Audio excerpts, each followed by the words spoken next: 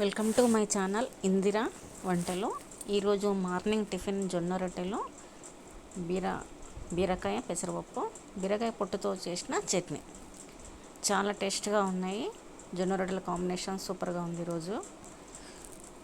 ఈరోజు బీరకాయ పొట్టుతో నేను చట్నీ ఎలా చేశానో మీకు చూపిస్తాను. నేను బీరకాయ పొట్టుతో చేసిన చట్నీ ఇది చాలా బాగుంది. టేస్ట్ మాత్రం చాలా సూపర్గా ఉంటుంది.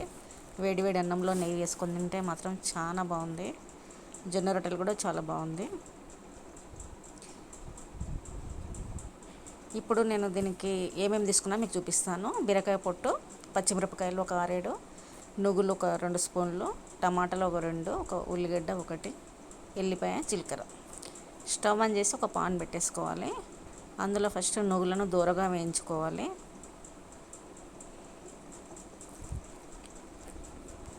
గ్రైండ్ చేసుకోవాలి. తర్వాత అదే పాన్లో నూనె వేసి ఒక 2 స్పూన్ల నూనె వేసేసి ఉల్లిగడ్డలు, మిరపకాయలు బాగా వేయించుకోవాలి.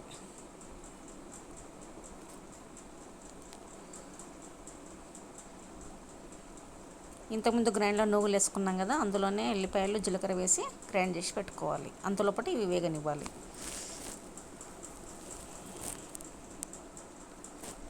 బీరకాయ పొట్టును మనము ఇలా పడేయకుండా ఈ విధంగా చేసుకుంటే టేస్ట్ ఉంటుంది. చాలా బాగా అనిపిస్తుంది కూడా.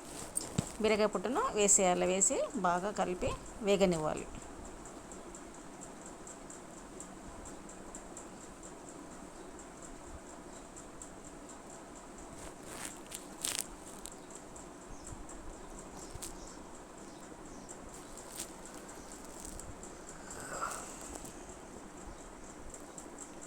అలాగే ఇక్కడ బీరకాయ పెసరపప్పు జొన్న రొట్టెల కోసం రెడీ అవుతుంది.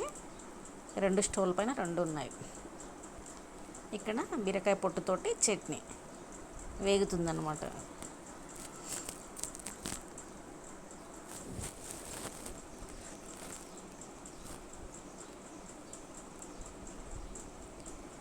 నెక్స్ట్ టమాటాలు ఉన్నాయి కదా, 2 టమాటాలు ఇట్లా కోసేసుకొని ఇందులో వేసి వేగనివ్వాలి బాగా.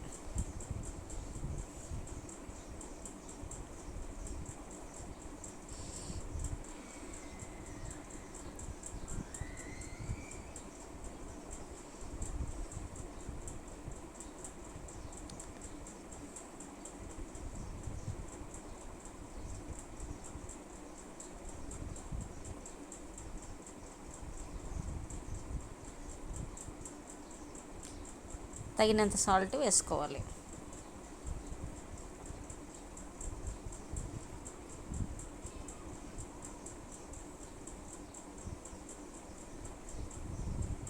ఆయిల్ కొద్దిగా తక్కువైంది కాబట్టి 1 స్పూన్ వేసాను నేను. తర్వాత మూత పెట్టి బాగా వేగనివ్వాలి.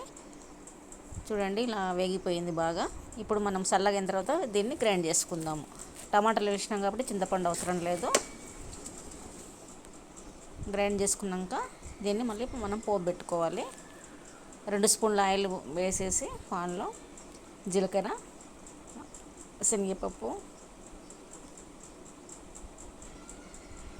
ఆవాలు, మిరపకాయలు,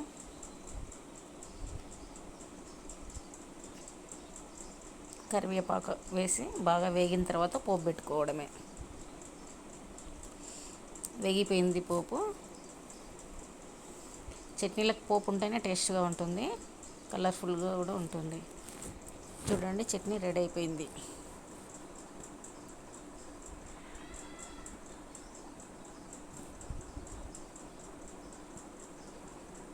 బీరకాయ పొట్టుతో చేసిన చట్నీ రెడీ.